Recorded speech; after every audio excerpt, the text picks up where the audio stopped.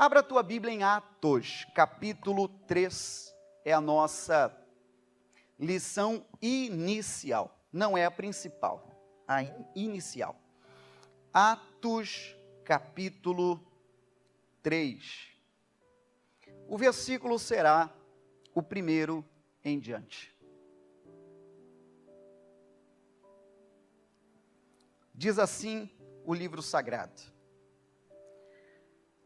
Pedro e João subiam juntos ao templo à hora da oração, a hora nona, para o nosso relógio, isso quer dizer 15h. E era trazido um varão, que desde o ventre de sua mãe era coxo, o qual todos os dias punham à porta do templo, chamada Formosa, para pedir esmola aos que entravam. Ele, vendo a Pedro e a João, que iam entrando no templo, pediu que lhe dessem uma esmola. E Pedro com João, fitando os olhos nele, disse: olha para nós. E olhou para eles, esperando receber alguma coisa. E disse Pedro: não tenho prata nem ouro, mas o que tenho, isso te dou. Em nome de Jesus Cristo, o Nazareno, levanta-te e anda. E tomando-o pela mão direita, o levantou. E logo os seus pés e tornozelos se firmaram. Deve ter sido fantástico isso, né, irmão? Ele era paralítico de nascença. E logo na hora, tudo se firmou. Verso 8. E saltando ele, isso contraria qualquer fisioterapeuta, saltando ele, pôs-se em pé e andou. E entrou com eles no templo, andando, saltando e louvando a Deus. E todo o povo viu andar e louvar a Deus. E conheciam-no, pois era ele o que se assentava a pedir esmola à porta formosa do templo. E ficaram cheios de pasmo, de espanto, de assombro, pelo que acontecera. Irmão, essa é a mensagem inicial. O que é que esse texto traz? O texto traz a insistência de um homem que todo santo dia se colocava na porta da igreja. Certamente ele tinha amigos, porque o texto já diz que ele era coxo de nascença. Certamente ele tinha amigos que todo santo dia, irmão, que Deus nos dê bons amigos, né? Só que esses amigos não puderam fazer tanto por ele, o máximo que puderam foi colocá-lo até a porta. A gente sabe que por mais relacionado que sejamos, e isso é bom, não é pecado, é o que a gente chama do network, troca de experiência, troca de contatos, isso é saudável demais. Tem um livro de um escritor e pregador chamado Tiago Brunet, chamado O Maior Poder do Mundo. Dentre os poderes que ele trata no livro, ele chega à conclusão que o networking, que esse contato, que isso é saudável, também é um poder que há nesse mundo. Entende ou não? Não tem problema nenhum você ser relacionado. Pelo contrário, isso é bom. Porém, o que essas pessoas podiam fazer por ele, no máximo, era colocá-lo até a porta. Você entende? Sim ou não? Uma primeira coisa que nós precisamos aprender é que algumas limitações o homem tem.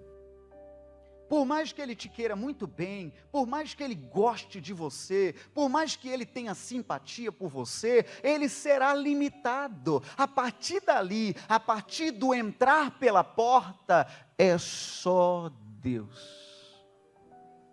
É só Deus. E se lhe falta uma palavra de bênção, pois eu lhe dou. Deus te abençoe, meu irmão, Deus te abençoe. Vai ver, alguém te coloca até a porta, ou seja, fulano, olha, o máximo que podia fazer eu fiz. Eu já liguei lá para o cidadão, indicando o seu nome para a vaga do emprego. Então, o máximo que eu posso fazer é isso. Ok, ele te colocou até a porta, entende ou não? Ele te direcionou, porém o abrir da porta. Quem é que faz o abrir da porta? Que Deus te abra as portas, amém, gente? Que Deus te abra as portas. E esse homem, irmão, olha, graças a Deus pelos amigos que ele tinha. Que Deus nos dê bons amigos assim. A gente sabe que tem alguns amigos, em aspas, que são amigos da onça, né?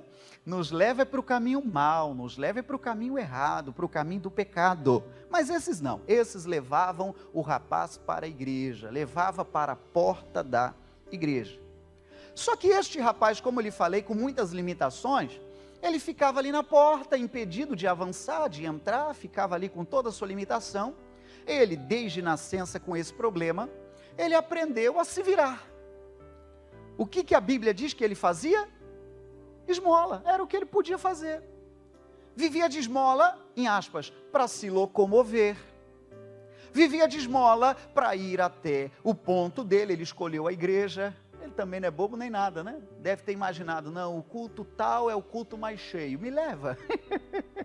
Me leva nesse culto, porque aí vai ter mais gente passando pela porta, aí eu vou ter maior chance, vou falar com mais pessoas, só que ele aprendeu a viver de esmolas, a viver de migalhas. Cristão, você não nasceu para ser um pedinte. Você não nasceu para ficar implorando esmola.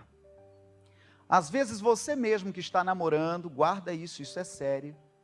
Se você tem que ficar mendigando a atenção do seu namorado, olha, amigo, se você não fidelizou o negócio ainda, reavalie. Porque um relacionamento não se sustenta assim. De você ter que ficar pedindo esmola, atenção, repetidas vezes para o teu marido, por favor, para o teu namorado, não está certo. Como diz o outro, já acenda a luz amarela, porque algo há, não está legal isso. Entende sim ou não? Não está legal isso. Você não nasceu, guarda isso, que essa mensagem vá trabalhando em ti o dia inteiro hoje. Você não nasceu para viver de migalha, para viver de esmola, não, Deus é mais, Deus tem muita coisa melhor que isso aí, amém, gente? Mas, vários entraram por essa porta aquele dia, vários, até o momento que entraram dois, que a Bíblia destaca a entrada desses dois. Quais eram os dois? Eram dois homens de Deus. Qual era o nome dos dois? Verso 3 diz, Pedro e João. É o verso 3, está dizendo, dois homens de Deus, Pedro e João. Vários outros entraram, irmão, mas esses dois, a Bíblia destaca a entrada deles, porque foi uma entrada diferente. Você entende, irmão? Irmão, se Deus iluminar você, você vai entrar diferente, amém? Vai entrar diferente. Vai entrar diferente. Em vez de entrar assim, num arrasta-pé dos infernos, me perdoa o palavreado, em vez de entrar assim, encerando o chão, você vai entrar com um sorriso mais largo. Um amigo meu diria, com um sorriso nas orelhas, né? E não pare de sorrir porque você está de máscara não, que pelos olhinhos puxados a gente sabe que você está sorrindo. É isso aí.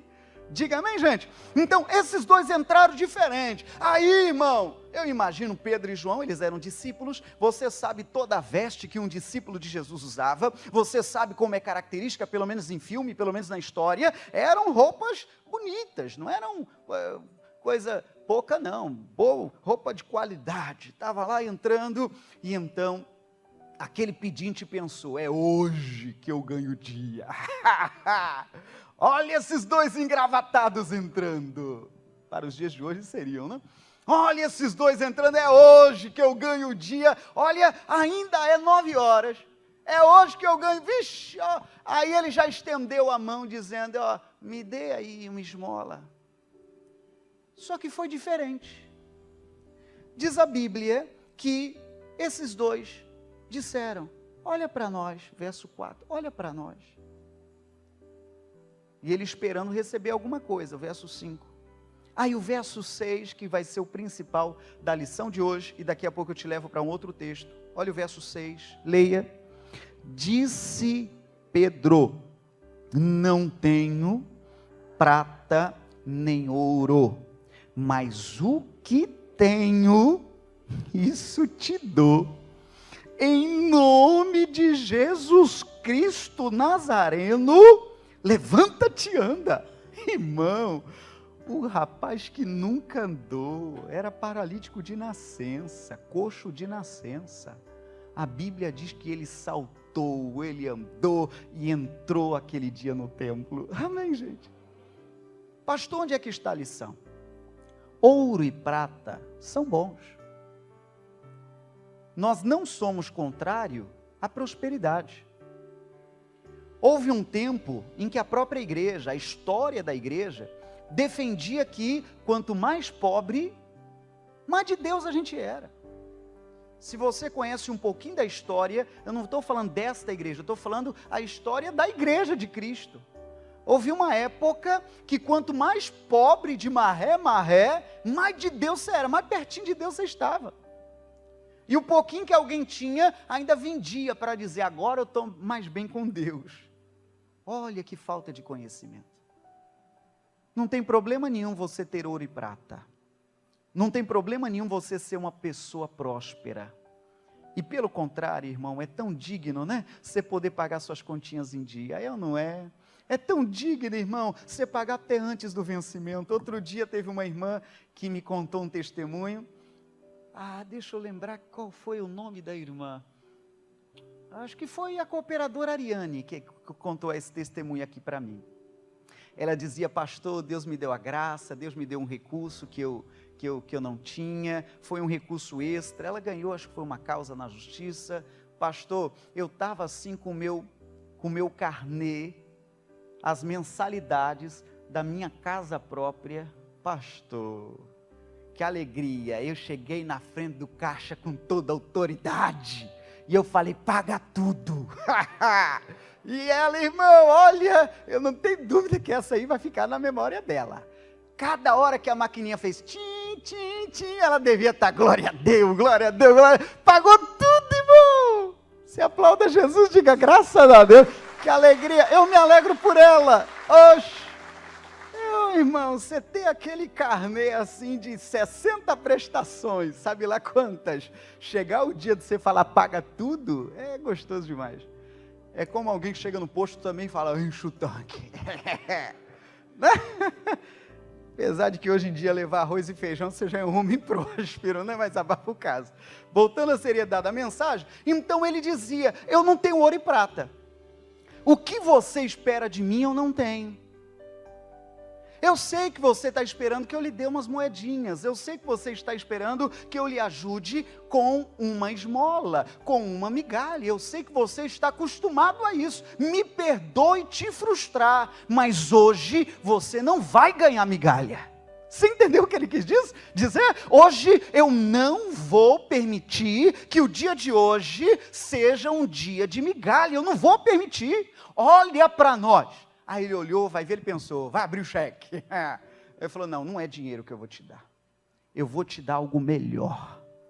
Você não vai precisar mais viver de esmola. Ele disse, em nome de Jesus, levanta e anda. Irmão, que história fantástica. Eu repito e insisto, você não vai precisar viver de migalha. No nome de Jesus. E eu insisto, se lhe falta uma palavra de bênção, não falta mais. Deus te abençoe em nome de Jesus. Irmão, em nome de Cristo. Recebe a palavra de bênção. Então, além disso que estamos falando, eu vou levá-lo agora a um outro texto. A Bíblia então está querendo dizer, nas palavras de Pedro, no verso 6, de que há coisa mais valiosa do que prata e ouro. E é aqui que a nossa mensagem avança. Então ele está querendo nos mostrar, por A mais B, de que existem coisas mais valiosas do que prata e ouro. E a gente sabe que existe. Existe ou não existe? Existe coisa além de dinheiro? Existe ou não existe? Claro que existe. Claro que existe. A paz de espírito, irmão, isso não tem preço. Você poder colocar a cabeça, irmão, no travesseiro e dormir, sabendo que você está lavado e remido pelo sangue de Jesus, isso não tem preço. Você saber que quando o seu fôlego se encerrar aqui, quando os seus olhos fecharem pela última vez, que o Senhor lhe receberá e estaremos ao seu lado eternamente, isso não tem preço. Palavra de salvação. Nós sabemos que nós fomos comprados na morte de Cristo no Calvário, isso não tem preço. Isso vale mais do que a prata e ouro. Você poder ter um casamento bem alinhado, uma família harmônica, isso não tem preço, irmãos.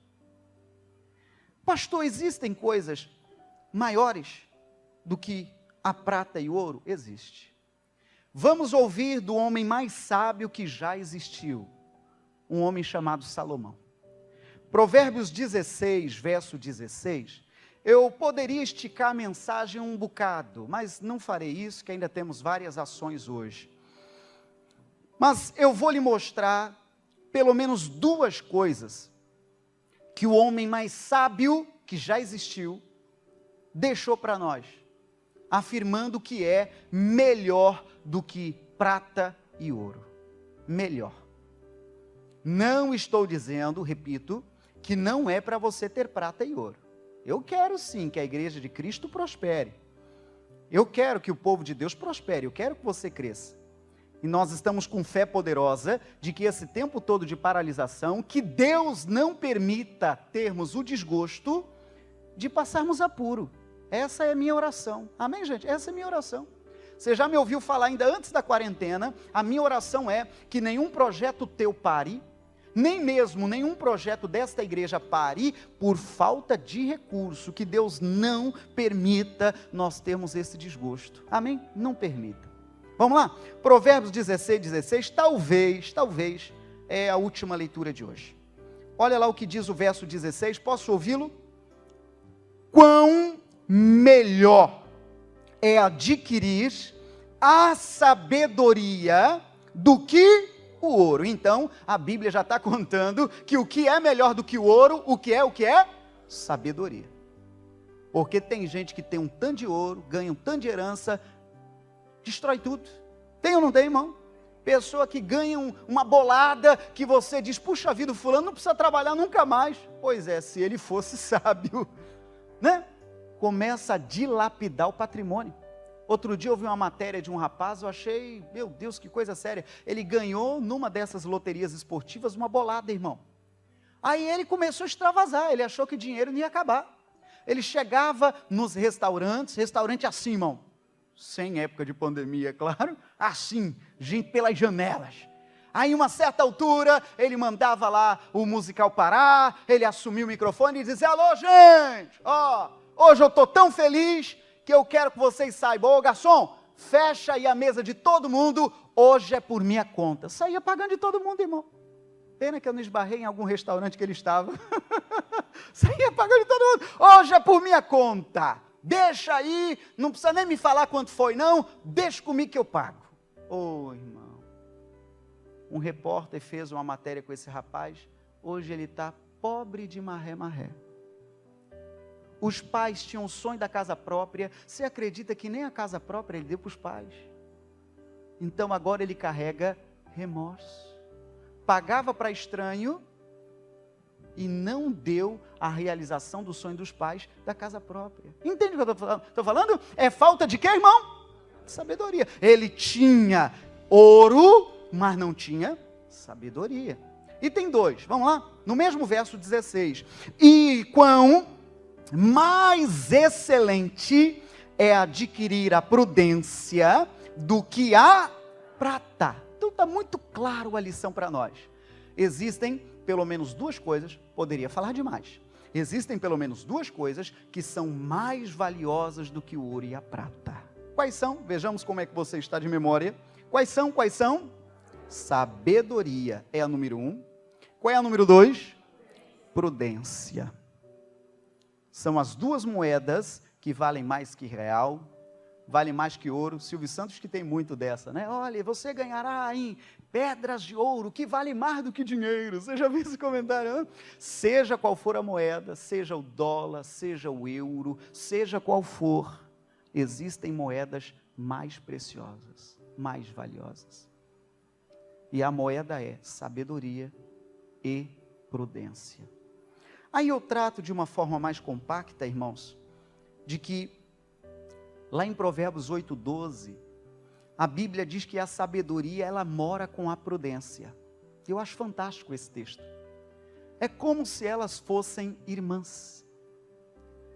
Não é possível que uma ande sem a outra, elas são muito parceiras. Você pode checar, Provérbios 8:12, está escrito lá que a sabedoria, ela mora junto com a prudência. Pastor, e o que é sabedoria? Eu vou trazer uma definição, não é do Aurélio não, é uma definição sodresiana mesmo. Sabedoria, eu entendo como você sair das piores situações com classe. Você entende não? Eu defino, se o Aurélio me perguntasse, seu Sodré, o que é? O Aurélio é o moço lá do dicionário. Se me definisse sabedoria, eu diria isso aí. Sabedoria é você sair das piores situações com classe. Isso aí é sabedoria. Alguém talvez olhe e diz, quero ver ele sair dessa. E você vai daqui, vai dali, vai do outro e tal. E do outro lado está de pé. Você é um homem sábio. Amém, gente? Aí, quando eu trato de sabedoria, me perdoe se você já me ouviu citar essa passagem, para não ser repetitivo. Mas a Bíblia fala a respeito de um homem chamado Salomão, que é a nossa leitura. Teve um dia que chegou até ele 2 mamães disputando maternidade de uma só criança. Conhecemos a história? Irmão, a história é fantástica.